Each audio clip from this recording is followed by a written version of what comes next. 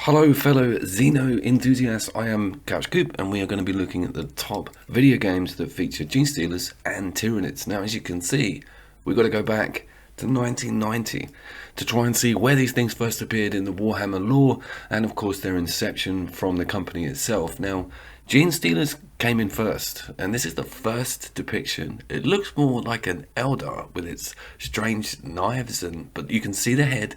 This is on the Amiga 500. This could possibly be the first digital depiction of a xenomorph in the Warhammer 40k canon. So very interesting. That was Space Crusade. Then of course we got Advanced Space Crusade. Now everything changed for me when this game came out. Advanced Space Crusade was full-blown Tyranid. It was treading that tightrope of copyright with Paramount and Geiger, but it came with some amazing, actually amazing figures. Plastic, but damn they were cool. They were weird, because they haven't followed through with a lot of this design with the Marine troops. They were like this Amazon angle, and you can see they've got like gilded shoulder pads. I didn't understand that, but the shoulder mounted heavy weapons gun, the different loadouts with the Tyranids themselves with these dual swords, and of course that cannon, which is an actual creature in itself. Now let's get on to Space Hulk. Just want to say, I stared into these paintings and images as a child for days. I looked for every piece of detail. Looking back at them now, it's phenomenal how weird the crotch area of that Terminator looks. It just anatomically they went through a big change, and the figures that came with this game were awful. They were like tablet shaped, like gravestone shaped, and mine ended up as just a ball of paint anyway. But I loved the amount of Gene Stealers you got in the box. You got about 30 of them. They were all Gene Stealers though. There was no Tyranid influence with Space Hulk, not at this stage. The modernised box of the game I actually don't mind. It looks pretty cool, but it's interesting to see that Tyranids and Gene Stealers have both gone through a sort of evolution of design. They moved away from that sort of strange chitinless bulbous head, especially with the Tyranids, and moved much towards the Geiger alien, which is something I'm a fan of. They are more busy as a character model now. And Space Hulk also touched on the Gene Stealer Deathwing stuff, which was hybrids with weapons that were kind of semi-Gene Stealer human. It was awesome, and we're going to touch on that in the video. I've actually got a few cheeky honoraries I want to get out the way early doors, and one of them's Gladius. Gladius's Tyranid Dlc is 12 quid. And the game is 30 quid. I'm not spending £40 on that. I own the base game, but for a race, 11 quid, no, you don't get on my list for that. Taking fire! This is also a ranked list. Like all of my lists, I start from the outside in, so the weaker games are going to be at the beginning. Now, Battle Sector isn't a weak game, it's just that when it comes to showcasing the Tyranid and Gene Stealers, it's kind of got a few issues with me. Taking fire! It's a turn-based affair, and it is kind of like the tabletop game, giving you a massive battlefield, like huge, and a grid movement system, and some quite cool perks on hero units, and just a vast number of squads to manage and handle. Vehicles, Predator tanks are in here. It's covered the Marine side really well. When it comes to the Tyranid material, I'm a little bit underwhelmed. For his blood, I will take the chapter's due. Because it's a turn-based game, I really enjoy the actual exchanges between the models themselves, and there are games coming up that very much excel on that front.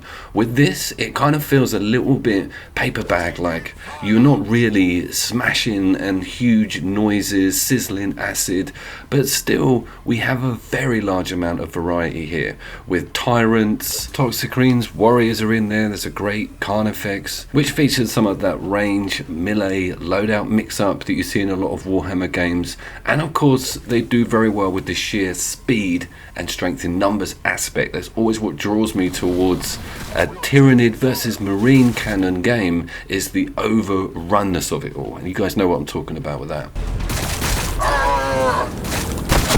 We're taking fire! It gets major kudos for one of the only games on the list featuring an awesome looking Trigon, which is proper scary and very devastating, and brilliantly animated as well, especially on the movement.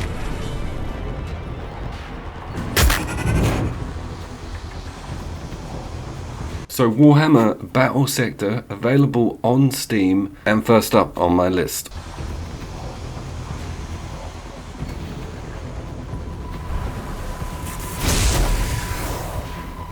Next up, of course, we've got Necromunda Hired Gun. Bit of a strange one, this, because Gene Stealers are not really familiar territory within the Necromunda high-vol canons. It's something that I was a little bit surprised to see in this game. It's not unheard of. There are storylines and quests involved in the original board game that show off some hybrid directions, certainly. But to have a full-blown like hive and the dead Carnifex carcass was a massively pleasant surprise.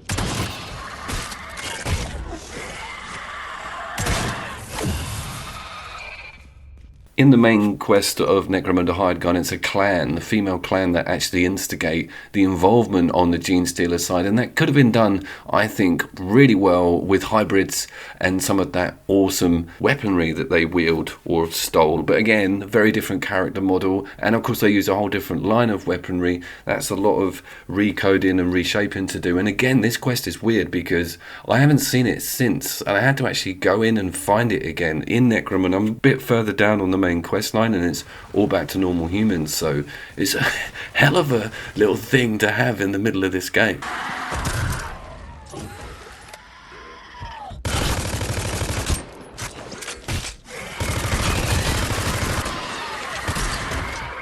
It also doesn't feel right fighting them with this much maneuverability. On Hired Gun, you've got a dash on your R3, you've got like a winch on your R buttons. You can run and slide at a goddamn breakneck speed. So these poor things don't know where the hell you are at any given time. But they've boosted their walk speed to a flash run. The whole thing's just madness.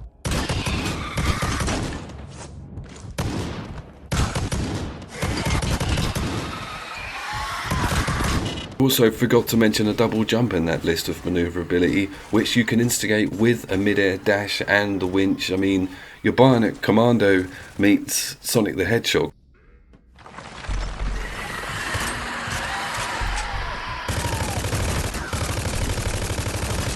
Are there any more Tyranids, different species, anything like that? No. I mean, it's great to see Necromunda Hired Gun slam some Gene Stealers in.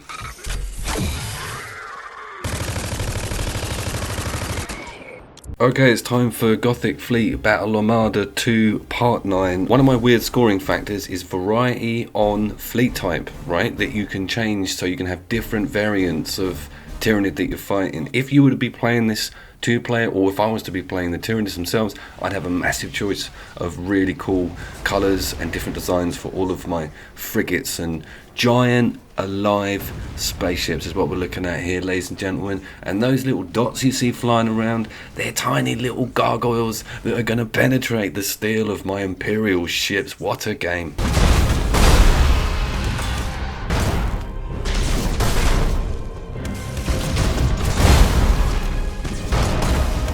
Starship Troopers, I think, is the only Hollywood sort of feature that has a live, almost intergalactic mechanical beasts in it that are built by this amazing alien race. In actual fact, Babylon 5, I think, had an organic Gyger-esque spaceship, but I digress. Why is there not a replay mode on this game? The whole time I'm playing this in skirmish, I'm just showing off the ships. I'm doing terribly because I'm not looking at my ship. I'm circling around all the Tyranid stuff, and the designs on them are crazy.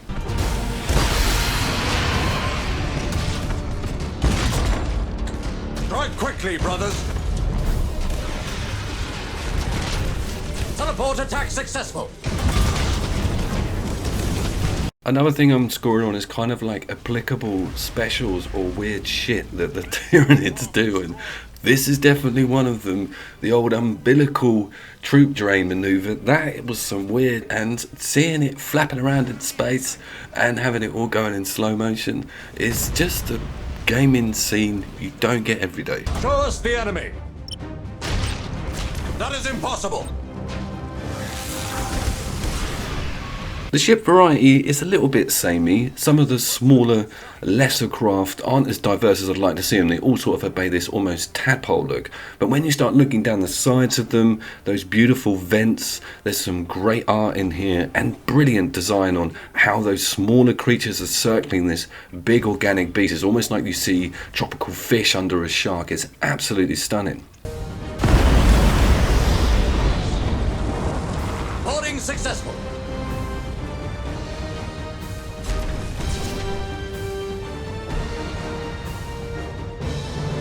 To top off all this visual excellence, there is actually a brilliant game under here. If you're not familiar with the Armada series, it's kind of 7 to 5 units that you micromanage, maneuver and attack with on sort of timed specials. You can also repair, but you have 3 meters, which is all about troops on board that actual ship. You can create a mutiny, you can have a fire. It's a very deep game. A lot of people struggle with its initial curve, but it's got a great skirmish system and it does the other races proud. Really proud. Like the Eldar ships are amazing, the Orc race, Chaos, they're all in here, Tau even, and they're all done brilliantly.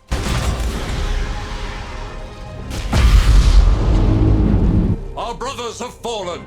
Deathwatch, this game's called, and it's a bit of an anomaly. It's available on the PlayStation 4 and it's quite difficult to get hold of physical, and it's not really available digitally on the PlayStation Store. So I'm lucky. I picked this up in Dubai of all places, and the first look at it, it's on one of my older lists of greatest Warhammer PlayStation 4 games, and I slated the shit out of it.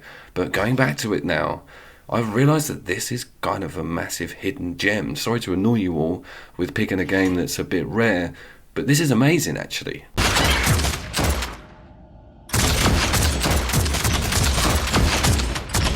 A lot of it's because I played Battle Sector and realised that that game falls down quite a lot on model ownership and RPG development aspects. It does do really well on the hero units, but any other unit is just left their fodder.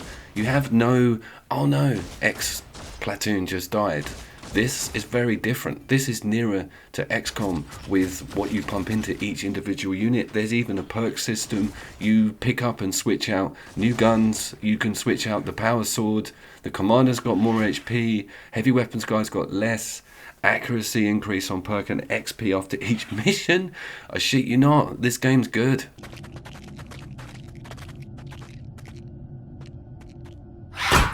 The Tyranids are also looking great. This game came out in 2016. You get a load of variety and it sort of gently introduces you to them. Then of course they come in with the range, and of course you start getting warriors.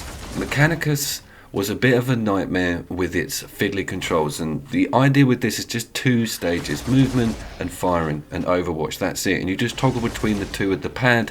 There's no free roaming with the camera, but there is a tilt and zoom that it forgot to tell me about at the start, and I kind of found it by default. Probably did tell me at the start, but you know what I'm like. But now I'm free, not completely to look around the map because it relies on that fog of war system. But this is so much like the tabletop game, i.e. Space Crusade the original. And of course it's got a great turn system like Mechanicus or anything else in that vein.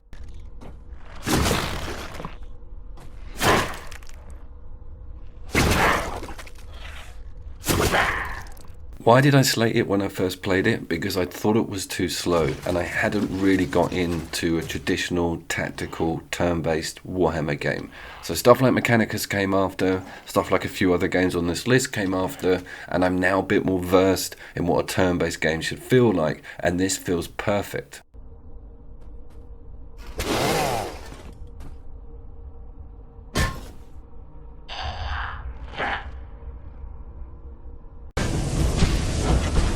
Here comes the daddy, Space Hulk Tactics, so good. Let's go back to the start of that video when I was talking about being a boy, playing the tabletop board game.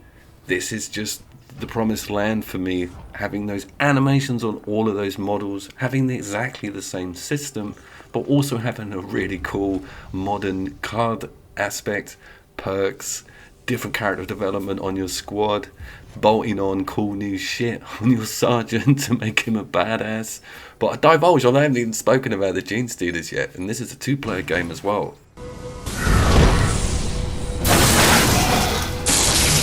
One of our kindred has fallen. Gene Stealers are done right. They're done so right. They're done right in their quantity. The animations are perfect. And they're some of the best looking Gene Stealers on this list. Probably not because they're full moving in-game models. They're more static animations. But what a great piece of game this is to have it online multiplayer. Damn shame it's not split screen when you can do the hot seat. That would be pretty cool.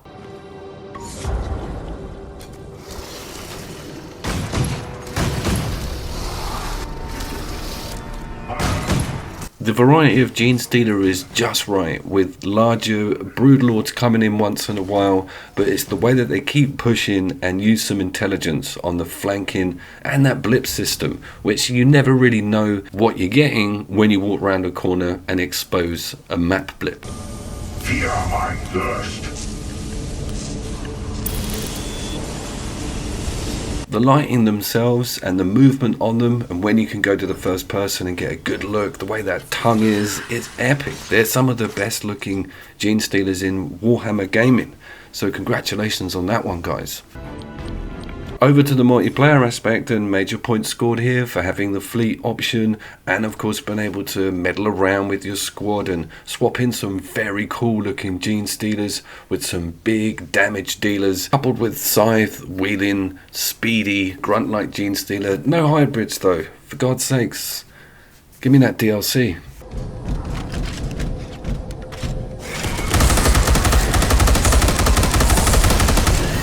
Overwhelming us. Now this is one of the most glorious things about being alive in this day and age. If you can remember at the start of the video we looked at an 8-bit video game screenshot, and I am now playing the video game equivalent of my dreams. Because that cardboard board game with the gravestone shaped figures is now a full-blown 60 frame per second first person shooter with Left 4 Dead aspects. Pinch me.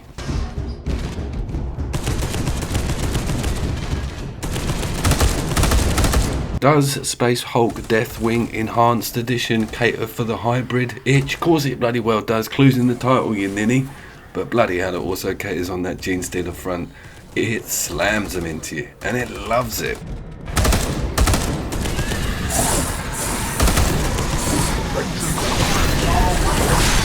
Do we see any Tyranids in this game? No, not at this stage. And what's really annoying is they keep teasing it in the blasted story text between missions. I hit a brick wall on this because I don't play it online multiplayer. I play it single player. There's a ridiculously daft mission right flat center in the game, which has stopped everything. But from what I have played of it, and from owning it on day launch and seeing the improvements of it, and having it over on the 5, this is the PC version you're looking at, it's really gone through a facelift with its performance, and there's few games out there that offer this sort of chaos when it comes to this canon.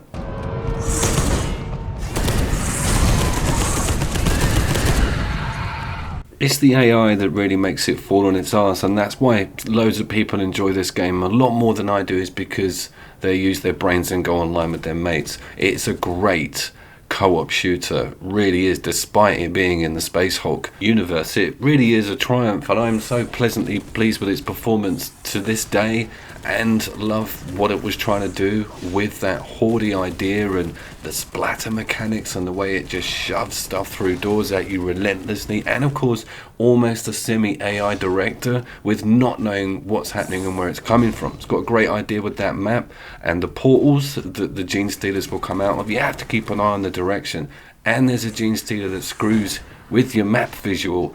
Brilliant stuff. It scores really well on Gene Stealer variety as well, with these stalkers that come at you that are invisible, purple exploders that have this great warning noise, and of course the broodlords, which are huge, frightening beasts, and they take a hell of a lot of ammunition to take down or purge.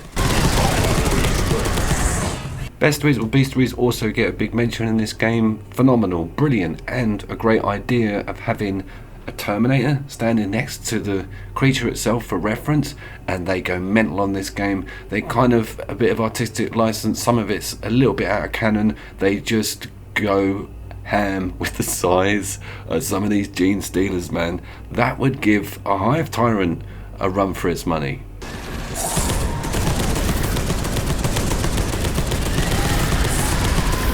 I will say though, one of the sacrifices of having a large amount of models on screen is that their detail will have to lack a bit of luster to make sure the game doesn't fall over when they're all introduced. And the detail of the Gene Stealers themselves in actual game isn't amazing. It's the amount of them, the way they jump around, they will spill over edges and come flying out of portals and holes in the ceiling.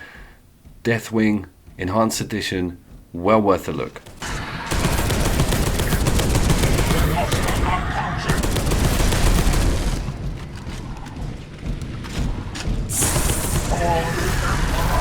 Right, it's Inquisitor Martyr's time to shine, and we are number 2 on this list. Isn't it great when I say good things about this game? Finally, after 2 years of some quite difficult glitches, bugs and cleanups, we're looking at a fantastic game, and get this.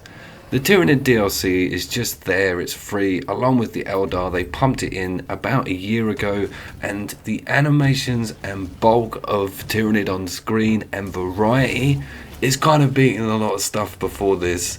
Marty, legend.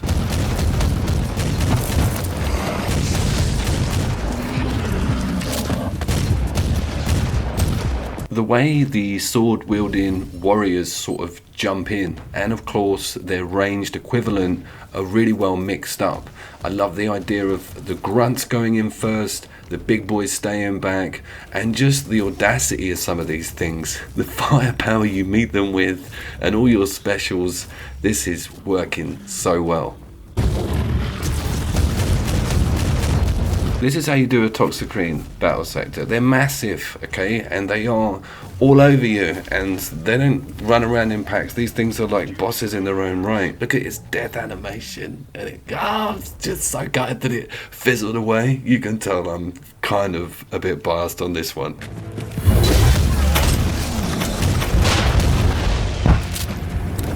Inquisitor Martyr isn't actually a twin. If you've not played it, you might be looking at this thinking, it's a twin stick shooter. Well, everything is done on one of the sticks, the camera's handled on the other, so it feels more like Diablo. I love to play this game on a pad. Loads of people go on the mouse with it, but you've got this damn great cursor all over the screen, and sitting back on your couch on a pad and watching this stuff unfold.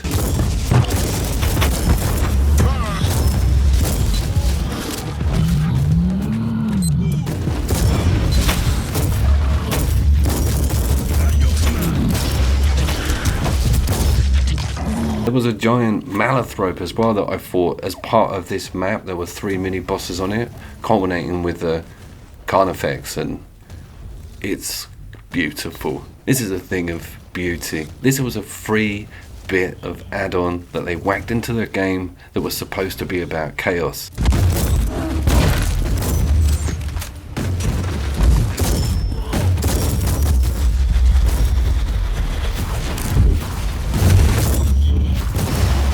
No pity.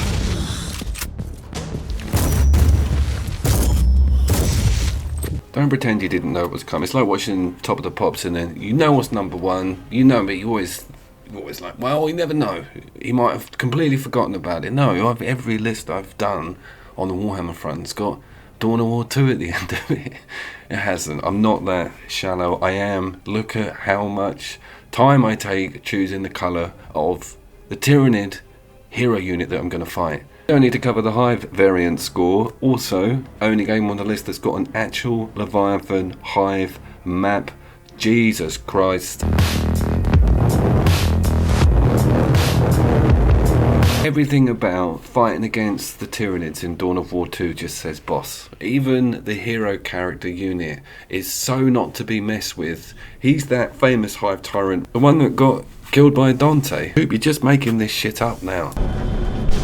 Every single time I watch the replays, I notice something different about this race. When you upgrade the hero units or any of your battle units, you see a visual change in their structure. With Marines, it's like a switch out with a flamethrower, but when it comes to the Tyranids, it will be bigger swords or a meaner biocannon. So much detail is put in to the upgrades visually so that the opponent can see what you've kind of done to your units as well. It's pretty clever. A lot of this footage is half speed. I like to look at the animations on the units, especially on the death front. Relic used to be Legends. Can we have some of this back, please? Engaged in close combat. Among your misbegotten kind. Generator operational. It handles Rippers really well. It also handles the actual hive that you spawn out of. Even the turrets are pretty cool, organic looking structures. It can also call in spore units as an area effect weapon, almost like a sky drop. And of course, when you do get overrun, all the quickness and maneuverability of the Tyranid units against the Marines is perfectly pitched. It's so well done. It's almost like how it would go down if you were getting your ass kicked by a bunch of chitin-ridden demon monsters. One of our initiates has